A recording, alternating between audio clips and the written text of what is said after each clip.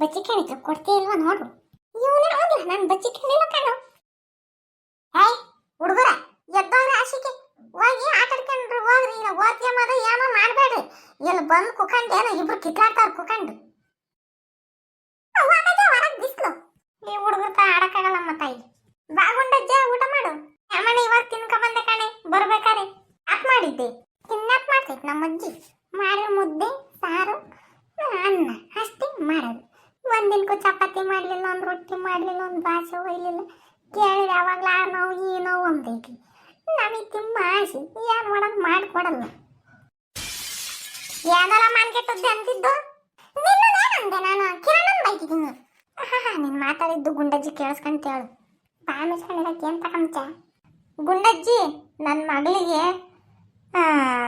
ಇವಾಗ ಬಸ್ರಿ ಅಲ್ಲ, normal delivery ಆದರೆ ಸಾಕಮ್ಮ. ನಾರ್ಮಲ್ ಡೆಲಿವರಿ ಆಗ್ಬೇಕಂದ್ರೆ ಏನು ಮಾಡ್ಬೇಕು ಹೇಳು? ಅಯ್ಯ ಮನೆ, ಅವಾಗ ನಮ್ಮ ಕಾಲದಾಗ ಎಲ್ಲಾರ್ಗು ನಾರ್ಮಲ್ ಡೆಲಿವರಿ ಆಗವು. ಕೆಲಸ ಹೆಂಗೆ ಮಾಡ್ತಿದ್ವಿ ನಾವು? ಬಟ್ಟೆ ಒಗಿತಿದ್ವಿ, ಕಸ ಗುಡಿಸ್ತಿದ್ವಿ, ಪಾತ್ರೆ ತೊಳಿತಿದ್ವಿ, ಹೊಲ್ದಾಗೆಲ್ಲ ಓಡಾಡ್ಕೊಂಡು ಕೆಲಸ ಮಾಡ್ಕೊಂಡು ಕೂಲಿಗೆಲ್ಲ ಹೋಗಿ ಬರ್ತಿದ್ವಿ. ನಾರ್ಮಲ್ ಡೆಲಿವರಿ ಆಗೋದು. ಈಗ ಯಾರಮ್ಮ ನಾರ್ಮಲ್ ಡೆಲಿವರಿ ಇಲ್ಲ ಅಂತಾರಿಲ್ಲ, ಕೆಲಸ ಮಾಡಂಗಿಲ್ಲ ಅಂತಾರಲ್ಲ. ಇವಾಗ ಆಗೋದು ಸಖತ್ತು ಕಷ್ಟ ಕಣೆ. ಹೇಳತ್ತ ಸಿಸರಿನ್ ಅಂತಂದ್ಬಿಟ್ಟು ಹೊಟ್ಟೆ ಕೊಯ್ತಾರೆ, ಮುಗ ತೆಗಿತಾರೆ. ನನಗೆ ಅದೇ ಒಂದು ಚಿಂತೆ ಆಗ್ಬಿಟ್ಟೈತಿ. ಅಯ್ಯ ಆಗಂಗಿದ್ರು ಕೆಲವರು ಡಾಕ್ಟರ್ಗಳು ಏನು ಮಾಡ್ತಾರಂದ್ರೆ ನಾರ್ಮಲ್ ಡೆಲಿವರಿ ಆಗಲ್ಲ ಅಂತಂದು ಸಿಸರಿನ್ ಮಾಡ್ತಾರೆ. ಅವ್ರಿಗೆ ದುಡ್ಡು ಬೇಕಲ್ಲ. ಅದೇನೋ ನಿಜ ಗುಂಡಜ್ಜಿ. ಇವಾಗಂತೂ ರಾಮ ಒಂದು ಗೌರ್ಮೆಂಟ್ ಆಸ್ಪತ್ರೆಗೆ ಡೆಲಿವರಿ ಮಾಡ್ಕೊಂಬಂದ್ರೂ ಕಸ ಗುಡಿಸೋರ್ಗು ಲಂಚ ಕೊಡ್ಬೇಕು. ಅವರು ದುಡ್ಡು ಕೇಳ್ತಾರೆ. ನಾವೆಲ್ಲ ಎತ್ತಾಕ್ತೀವಲ್ಲ, ಗುಡಿಸ್ತೀವಲ್ಲ, ಕೊಡ್ರಿ ಅಂತಂದು. ಅಯ್ಯ ದೇವ್ರೆ, ನಮ್ಮ ರಿಲೇಷನ್ದಾಗೆ ಹಂಗೆ ಡೆಲಿವರಿ ಆಗಿತ್ತು, ಹೋಗಿದ್ವ ಎಷ್ಟೊಂದು ದುಡ್ಡು ಖರ್ಚಾತಂತಂದು ಅಲ್ಲಿ ಅವ್ರು ಇವ್ರು ಕೇಳ್ತಾನೆ ಇರ್ತಾರೆ ದುಡ್ಡ. ಏನು ಮಾಡೋದು ಒಂದು ಗೊತ್ತಾಗ್ತಿಲ್ಲ. ಲಂಚ ಎಂತ ತಗೊಂಬದ ಅಂದ್ರೆ ನಮ್ಮ ಚಿಂಟನಂತಾರು. ಏನಲ್ಲ ಅಂದಿದ್ದು, ನಾನು ಲಂಚ ತಗೊಂತೀನಿ. ಹೆಂಗೈತಿ ಮೈಗೆ ಪನ್ನಿ? ಓಹೋ, ನನ್ಗಿನ್ನು ಏನೋ ನಮ್ತಪ್ಪ ನೀನಂತಾನ. ನೋಡು ಎಂತ ಮಾತನ್ಬಿಟ್ಟೆ. ನಾನು ಲಂಚ ತಗೊಂತೀನಂತೆ. ಹೆಂಗನ ಬಂತು ನಿನ್ ಮನ್ಸು ಹೇಳಕ್ಕೆ? ಪಾಪಿ ನನ್ನ ಮಗನೇ. ಹುಡುಗರ ಸುಮ್ಮನಿರಲ್ಲ. ಪಾಪ ಚಿಂಟು ಸುಮ್ಮನಿರು. ಅಜ್ಜಿ ನೀನು ಸುಮ್ಮನಿರ್ಬೇಕು. ಇವನ್ ಅವಾಗ ಒಂದೊಂದು ಮಾತು ಅಂತಾನೆ ಇರ್ತಾನೆ, ಸಿಟ್ಟು ಬರುತ್ತಿರ್ತಾನೆ. ಬರೀ ನನ್ನ ಅಪವಾದ ಆಯ್ತು. ನೀನ್ ಮಾತಾಡ್ಬೇಡಿ ನೀನು. ಅಜ್ಜಿ ನಾನು ತಮಾಷೆ ಕಣ ಜಂದಿದ್ದು.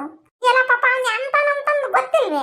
ಅವನು ಒಳ್ಳೆನಲ್ಲ, ಒಳ್ಳೆನ ಮಾಡಲ್ಲ. ತಲೆ ಕೆಟ್ರಿ ಒಳ್ಳೆ ತಿಕ್ಲಾರ್ದಂಗೆ ಆಡ್ತೈತಿ. ನೀನು ಹೋಗಿ ಅಂತ ತಮಾಷೆ ಮಾಡ್ತ ನೋಡಿ ಅದು ಸಣ್ಣ ಹುಡುಗನಿಂದ ಜೊತೆಗಿದ್ಯಾ. ಅದು ಎಂತ ಅಂತ ನಿಂಗೆ ಗೊತ್ತಾಗಲ್ವೇ? ನೋಡಪ್ಪ, ನೀ ನನಗೆ ಏನಾರ ಸಿಟ್ಟು ಬಂದ್ರೆ ಸುಮ್ಮನೆ ಇರ್ಬೇಕಷ್ಟೇ. ಓ ಅಲ್ಲ, ಎಂತ ಮಾತಂಬ ನೀನು? ಅಯ್ಯೋ ಬಿಡು ಮಾರ, ಏನಂತ ತಮಾಷೆಗಂದಿದ್ದು. ನೀನಾಗಿರೋದಕ್ಕೆ ಸುಮ್ಮನೆ ಬಿಟ್ಟಿದ್ದೀನಿ. ನಿನ್ ಜಾಗ ಇನ್ಯಾರನ್ನ ಆಗಿದ್ರೆ ಕುಂಡಿ ಒಂದು ಜಾಗ ಸದೀತಿದ್ದಿ. ಅಯ್ಯೋ ಬಿಡೋ ಸ್ವಾಮಿ, ನಾನು ನಂಬಲ್ಲ. ಮತ್ತೀಗ ನಾನು ಮುಂದಕ್ಕೆ ಓದಿ ಡಾಕ್ಟರ್ ಆಗ್ಬೇಕು, ಇಲ್ಲಾಂದ್ರೆ ಏನನ್ನ ಗೌರ್ಮೆಂಟ್ ಜಾಬ್ ತಗೋಬೇಕಂತ ಆಸೆ ಇಟ್ಕೊಂಡಿದ್ದೀನಿ. ನನ್ನ ಕೈಲಾದಷ್ಟು ಫ್ರೀಯಾಗಿ ಮಾಡ್ಕೊಡ್ತೀನಿ. ನನ್ನ ಕೆಲಸ ಏನಾಯ್ತಾ, ₹1 ಲಂಚ ತಗೊಂಡಂಗೆ ನನ್ನ ಕೆಲಸ ಮಾಡ್ಕೊಡ್ಬೇಕಂತ ಆಸೆ ಇಟ್ಕೊಂಡಿದ್ದೀನಿ. ನೋಡಿ ನೀನು ಹೆಂಗಂತೆ, ನೀನು ಕ್ಲೋಸ್ ಫ್ರೆಂಡ್ ಆಗಿ ಹೆಂಗಂದೆ ಹೇಳಿ ನೀನು. ನೀನೇ ಅರ್ಥ ಮಾಡ್ಕೊಂಡಿಲ್ಲ ಅಂದ್ರೆ ಇನ್ಯಾರು ಅರ್ಥ ಮಾಡ್ಕೊಂತಾರೆ? ನೀನೇ ಮಾತು ನಿಜ. ಯಾರಿಗಾನ ಕಿವಿಗೆ ಬಿದ್ರೆ, ರಮೇಶನ್ ಅಂತ ಕಿವಿಗೆ ಬಿದ್ರೆ ಎಷ್ಟು ಆಡ್ಕೊಂತಾರೆ. ಕಿರಣ ಹಿಂಗನ್ನ ಅಂತಂದು ಅಷ್ಟು ಗೊತ್ತಾಗಲ್ಲ ನಿನ್ಗೆ? ನಾನು ತಮಾಷೆ ಕಣ ಅಂದಿದ್ದು, ನಿಜವಾಗ್ಲೂ ಸೀರಿಯಸ್ ಆಗಿ ಅನ್ಬೇಕಂತ ಅನ್ಲಿಲ್ಲ ನಾನು. ಅಪ್ಪ ಕಿರಣ, ಸುಮ್ಮನೆ ಮಾತಾಕೋಪ್ಪ. ಅದ್ರ ತಾಗೆ ಮಾತಾಡ್ಬೇಡ, ಹೋಗು. ಇನ್ನೊಂದ್ಸಲಿ ಸುಮ್ಮನೆ ಹಂಗೆ ಅನ್ಬೇಡ. ಸುಮ್ಮನೆ ಯಾಕೆ ಬೈಸ್ಕೊಂಡು ಚಂದು ಹೋಗ ಅಂತ ಮಾತಾಡೋದು ನಾನು. ವಾಗು ಎಲ್ಲಿ ಹೋಗ್ತೀಯ? ತಿರ್ಗಾ ಬರ್ಲೇಬೇಕು. ನಿನ್ ಕಲ್ಲ ಇಲ್ಲಿ ಮಾತಾಡ್ಬೇಕು. ನೋಡಿ ಹಂಗ ಹೋಗ್ತಾನೆ. ನಿನ್ ಕಲ್ಲ ಇಲ್ಲಿ ಏನ್ ಹೇಳ್ಕೊಂಡಜ್ಜಿ ಚಿಂಟುಗೆ ಬಲವು ಸಿಟ್ಟು.